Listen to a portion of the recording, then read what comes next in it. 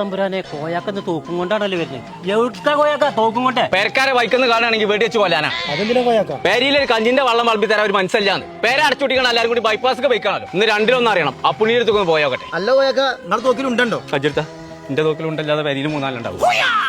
എവിടെയാ നിന്റെ നാവ് നടക്ക? നിന്റെ തന്തല് രണ്ട് തന്ത ചവിട്ടിനില്ല. നീ അതിലേറെ പ്രശ്നം പറ. കോയെ ആ. ഇവിടെ വരിക. ആൻസ് വെപ്പൊക്കെ നിർത്തി കോയെ. അത് വെച്ച് കഴിഞ്ഞാൽ ക്യാൻസർ വരും എന്ന് പറഞ്ഞേ. ഇതപ്പൊ വെറ്റകളൊക്കെ മാത്രമേ ഉള്ളൂ. ആരെ ഈ തബലി മൃദംഗൊക്കെ പറ കൊടുത്തേക്കണേ? അത് പറയണേ. എന്നാ പറേ, എന്താ ഇവിടെ പ്രശ്നം? അതിന്റെ കാര്യമൊന്നും ഇവിടെ പറയണ്ട. എന്നാ പിന്നെ പറയണ്ട. അല്ല അങ്ങനെ പറയല്ല കോയ, അത് പറയണം. എന്നാ പറയാ, രമണ്ണേറ്റ് എന്താ പ്രശ്നം? ഒരു പുരുഷൻ ഏറ്റവും വലുതെന്താ? അതിപ്പോ എങ്ങനെയാ എന്നോട് ഞാൻ പറയാ പുണ്ണി? കേട്ടോ, അഭിമാനം.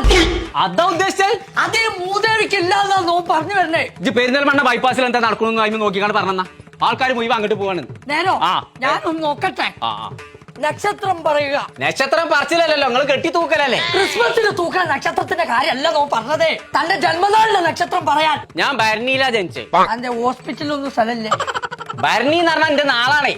ഈ ഭരണി എന്ന് പറയുമ്പോ ഈ കൗത്തിങ്ങനെ ഇറങ്ങിയിട്ട് പള്ളങ്ങനെ ചാടിയിട്ട് ഒരു ഡബ്ബ. ഞാൻ അതിന്റെ ഷേപ്പാണോ ചോദിച്ചാൽ? അല്ലേ? ഏടോ തന്റെ കാര്യം ഞാൻ നോക്കട്ടെ. ആ നോക്കണം. ഇതിലാണ് നല്ല രമണിയാ. രമണിയല്ല, ഭരണി നോക്കേ.